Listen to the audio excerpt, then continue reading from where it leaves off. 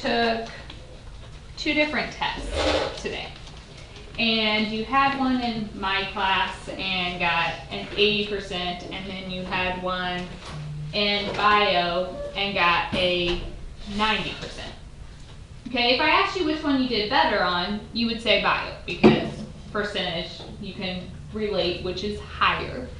But what if I said the average score on the bio test was 95, and the average score on my test is 75?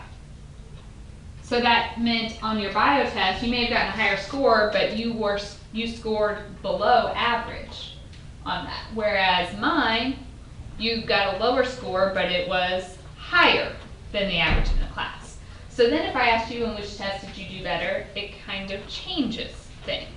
It's a matter of, am I trying to compare just your straight score on the test, which score was higher, or am I trying to say, relative to everyone else, which one did you do better? And so we need a way to compare values from different sets of data. So what we use is called a z-score. A z-score is essentially taking something and turning it into the same measure so we can compare them. We can talk about it in terms of a population or a sample. So what it does is x represents one value, minus mu is the mean of the population, divided by sigma is the standard deviation of the population. And if we're talking about a sample, we use x bar and s. These are on your formula sheet. So it's got population z-score and sample z-score. So what it does is it measures how many standard deviations you are from average. Takes the middle and how many standard deviations above or below.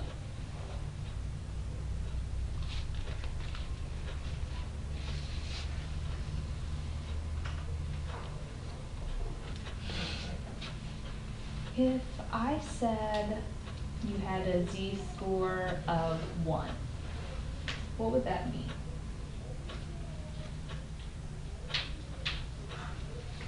The z-score takes how far you are from the center divided by standard deviations. So if a z-score is 1, that means you're 1 standard deviation above the mean. Remember on Thursday I gave you guys all that bell curve handout and we talked about standard deviations above and below from the empirical rule. So if you had a standard deviation of -2, what does that mean? Or sorry, a z-score of -2. 2 standard deviations below the mean. Okay. So what I want to do is use this to compare a couple different sets of values. And I apologize, you don't have to write this whole thing down. Let's kind of figure out what we need to do. So maybe for your example, you can just organize it like this. So we're going to talk about males and females here. The mean height of males 20 years or older is 69.1 inches. So for the males, mu is 69.1. With a standard deviation of 2.8 inches. The mean height of females 20 years or older is 63.7 inches, and standard deviation is 2.7 inches.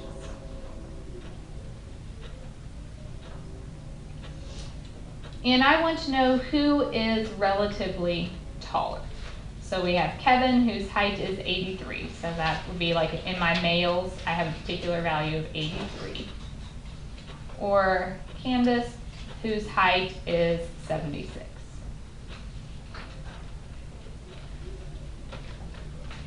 So obviously I can look at this and say, yeah, Kevin is taller. But the difference Just saying he's taller doesn't necessarily give me more information because we know that in general, males are taller. So we would expect him to be taller. I'm asking, when I say who is relatively taller, who's taller compared to their population group? So, we have all the values for each of these. What we're going to do is find the z-score for each of those. And you don't have to memorize any of these formulas. It's on your formula sheet when you just wrote it down. It's x, so for the males, his height was 83, bless you, minus mu, 69.1, divided by sigma, 2.8. You can grab a calculator, you can put all this in at once if you want, put the top in parentheses.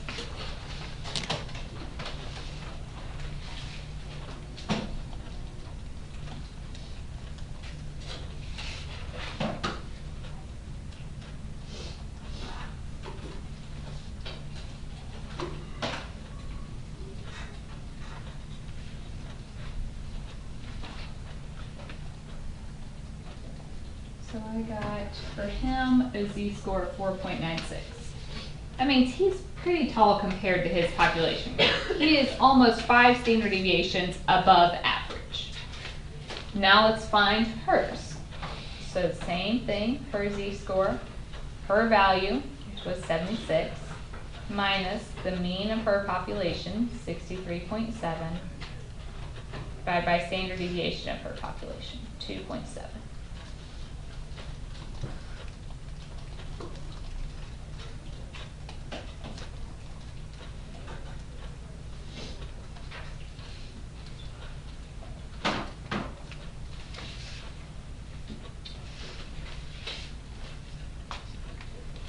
So I see she is also pretty tall in her population group. Who is taller? Kevin. What if both of these had been negatives? Let me ask you that. So let's say he was a negative 4.96 and she was a negative 4.56. Then who's relatively? She is, because they're both below average. But if you think about, on a curve, he's all the way down here and she's a little bit above him. So you do have to pay attention to the positive and negative on this. Is that okay? The next thing I want to talk about is percentiles. So you guys have probably seen percentiles before. Not necessarily in a class, but anytime you took a standardized test or like ACT or any of your math testing back when you were younger, you always see you scored in the 85th percentile. What does that mean? Okay, so when we talk about a percentile, we do P with a subscript for a percentile. It means K% of the observations are less than or equal to the value. So I'll let you write that down, then I'll talk about it a little more. If you score in the 85th percentile, that means 85% of the scores are less than or equal to yours. So only 15% were higher than yours. The first percentile, that means 1% was less than or equal to yours, 99% was higher. The key with those, it's less than or equal to. So if you're in the 99th percentile, 99% of the scores are less than or equal to yours, only 1% of the people were higher than you. Okay, so for example, and this is another wordy example, but we don't have to write the whole thing down for your notes. So the GRE, Graduate Record Examination, is a test required to many graduate schools. The University of Pittsburgh Graduate School of Public Health requires a GRE score no less than the 70th percentile. Interpret this admissions requirement. So really all you have to write down for this example is 70th percentile. I want to interpret that. What does it mean to be in the 70th percentile? Who can tell me? Go. score greater than or equal to 70% of the people. Okay, so it means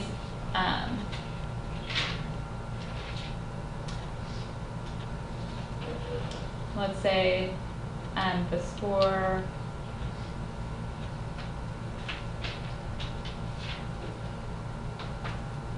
must be high enough so 70% of scores are less than or equal to.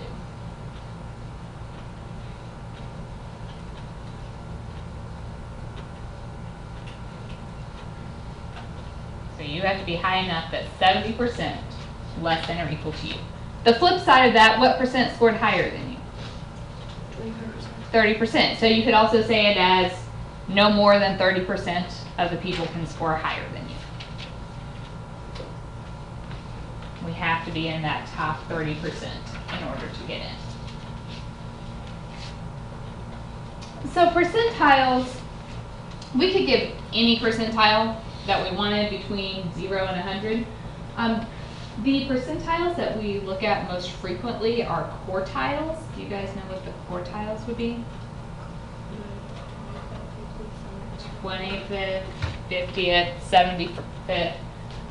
So those are percentiles.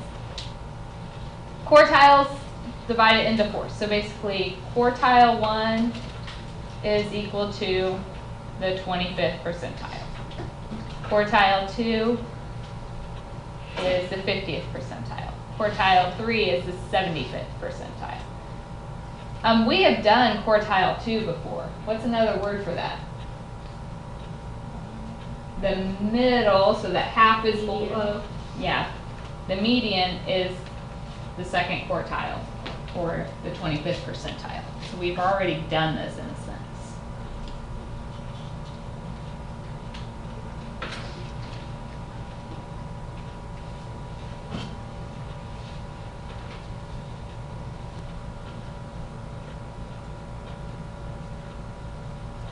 Alright, so let's take a set of data. Here are points. They give the speed of vehicles going through a construction zone. So for your example, all you really need to write down are these 14 values. I did go ahead and put them in order for you to kind of help things along.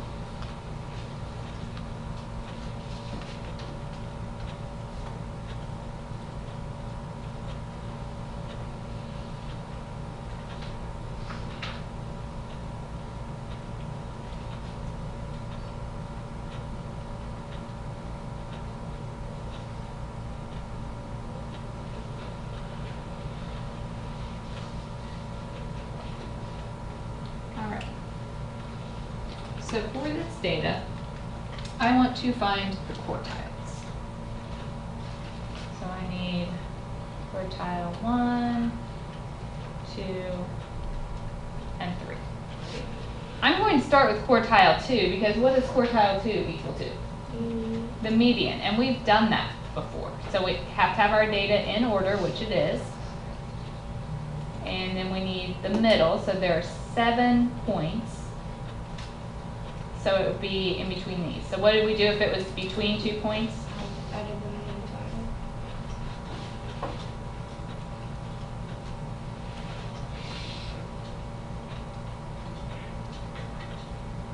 We get 32.5. So quartile 2, that's like the 50th percentile. So it's saying 50% of the speeds were less than or equal to 32.5 miles. Okay, quartile 1. So really, this is the bottom half of our data. So we're really just finding the median of that bottom half. So the middle point there is 28. So quartile 1, that's like 25th percentile. So it's saying 25% of the speeds were less than or equal to 28. Okay, quartile 3, that's just the median of the upper half. So that would be 38. So that's like saying 75% of the speeds were less than or equal to 38.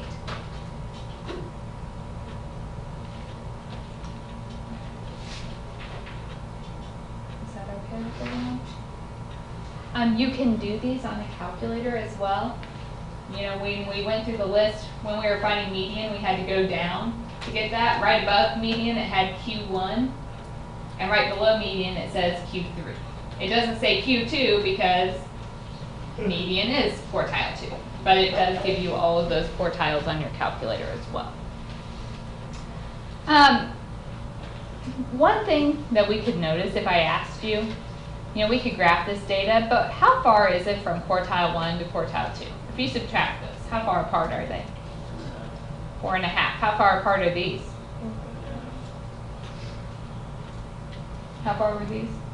5.5. If it's bell-shaped data, it should be the same distance between quartiles. If it's not, that tells us that this is skewed data because it's further between the middle and the upper quartile. So there's more high points in this data set. All right, something that we will find frequently, and it is on your formula sheet, is IQR, interquartile range. And that just tells you how far apart quartile 3 and quartile 1 are. Basically, it tells you where the middle 50% of your data is. So not a formula you have to memorize. IQR is given. It's a very simple calculation. If I want to find the IQR for example 3,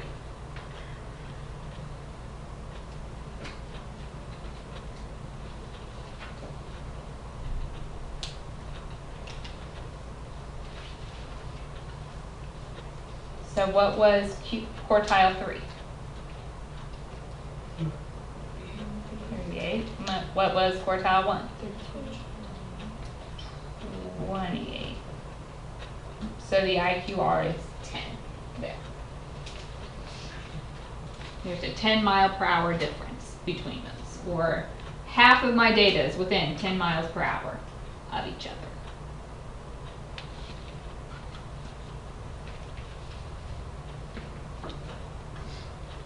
All right. I want to use our calculator and kind of show you how to do some of this stuff.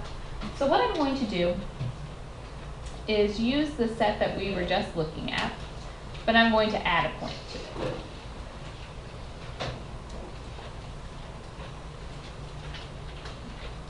So in that example, we had those 14 speeds. Let's say we have a 15th car that goes 100 miles per hour. And I want to see how the mean, median, standard deviation, and interquartile range change. All right, so first we need this stuff for the original set, right? For the original 14.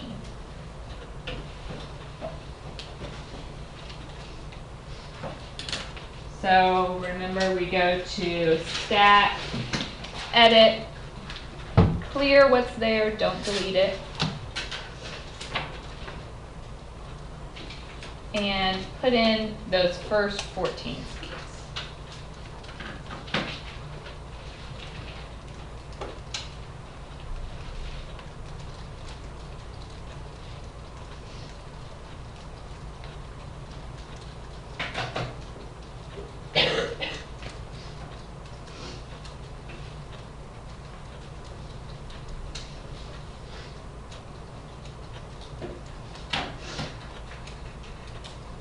Go into calculate one variable statistics.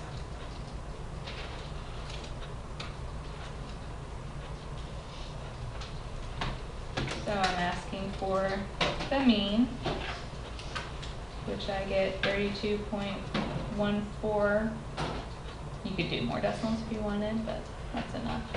The median, you just go down, median 32.5, which is what we found when we did it by hand on the other example. Standard deviation. So we have S and we have sigma. S meaning sample. Are these the only cars that went through that construction zone? Probably not, so that's a sample, so let's use our S. So that was 6.175. Interquartile range. Your calculator does not give you IQR. However, it does give you Q1 and Q3. And we already worked this out, but we got 10. That's with our original. With our new data. So if we go to Stat, Edit, all you have to do is go down and add 100 miles per hour to the end of your list. And then we can calculate. So what does this do to my mean? Raises it a lot, which we've already said. The mean isn't resistant. A different value, really high or really low, has a big impact.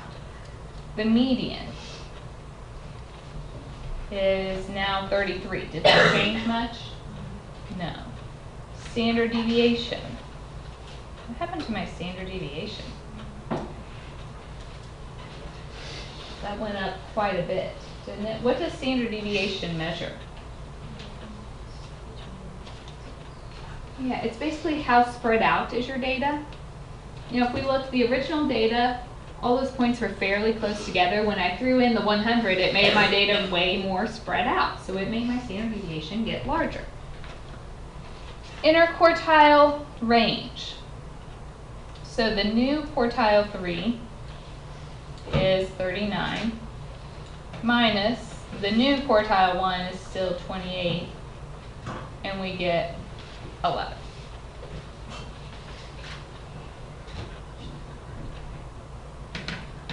Okay,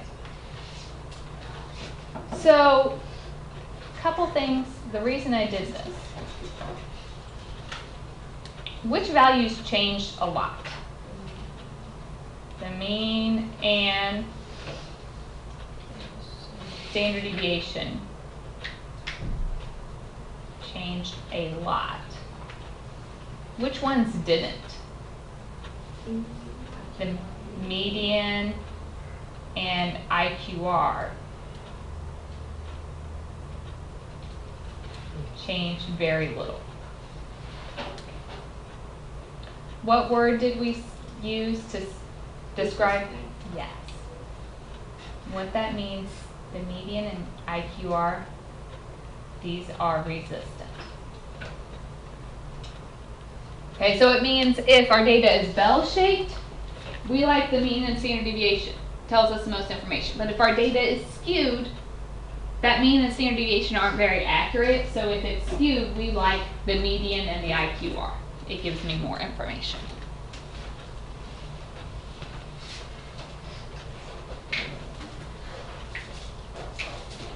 So I'm going to write that out. Use X bar and S for bell-shaped data.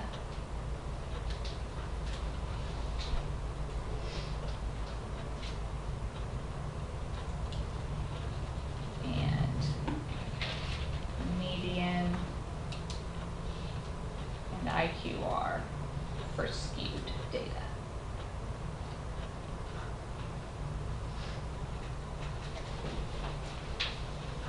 And we've already talked about the mean and median piece, when to use mean and when to use median. So we're basically just looking at measures of dispersion, how spread out it is, which one's better when. Standard deviation is our go-to if it's bell-shaped, but if it's not bell-shaped, we're going to have to look at IQR.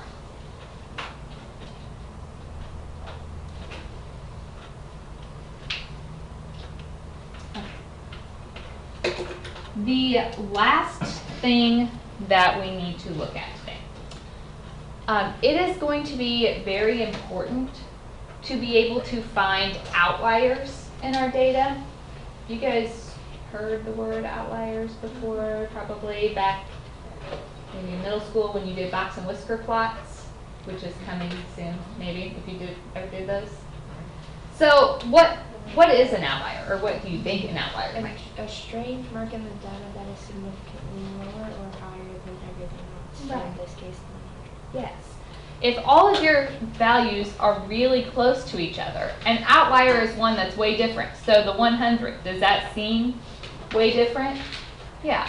If I had a 0, does that seem way different? Yes. Intuitively, we know that those are kind of outliers. Those are different from the rest of the data. However, how different is different enough? If I said 65, that's definitely higher than my highest, but is that high enough to be considered strange, or is it not?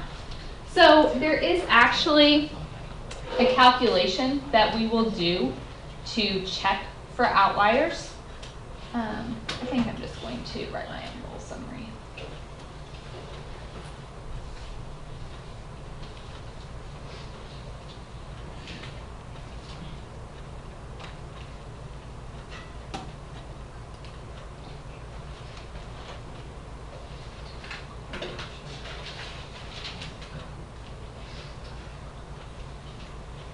So we are going to find what's called the upper and lower fence.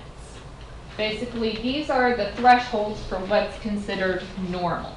So if it's smaller than my lower fence or bigger than my upper fence, it would be considered strange. It would be an outlier.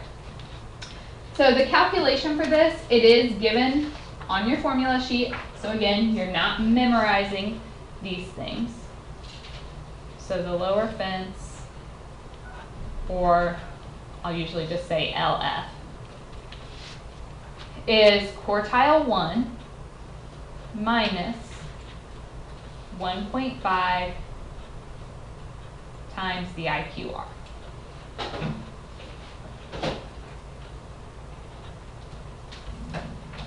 The upper fence, UF, is quartile 3 plus 1.5 times the IQR.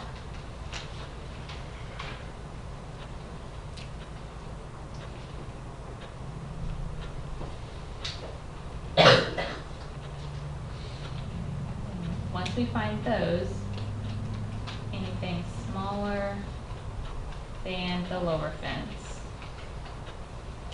or bigger than the upper fence will be an outlier.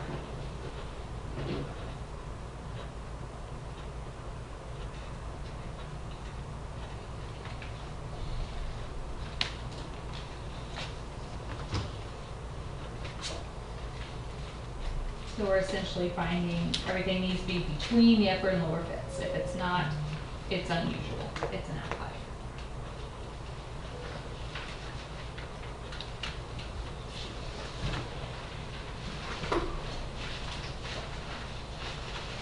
I know I'm taking most of your time today. Let's do an example of this and then I'm done.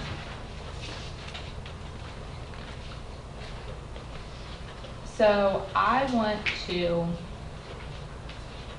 take that speed data that I've been looking at and check for outliers. Let's do the speed data with all 15 speeds, because we did 2 of them, right? We had the original one, and then we had the one with the 100 miles per hour. So let's do the second one. So from that, when we looked at this example, we found that quartile 1 was 28.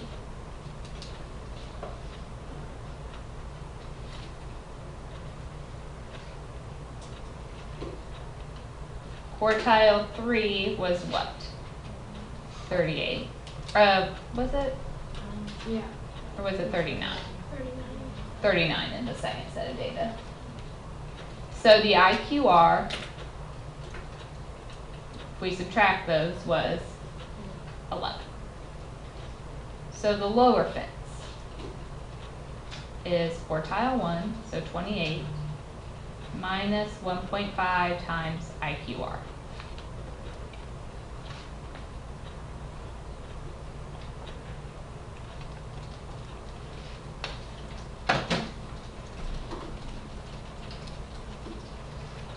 So we get 11.5. So if you're looking at our speed data with all 15 points, Did we have anything less than 11.5? No, so we don't have any outliers yet. Now we need to find the upper fence. So upper fence is quartile 3 plus 1.5 times the IQR.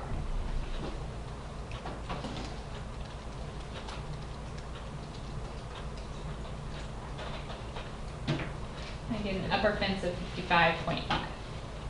So in my speed data, were there any outliers? The 100 is an outlier, which we already kind of knew, but now I know that if I had a 56 miles per hour, that would also be an outlier. So the 100 mile per hour was an outlier. Because it was higher than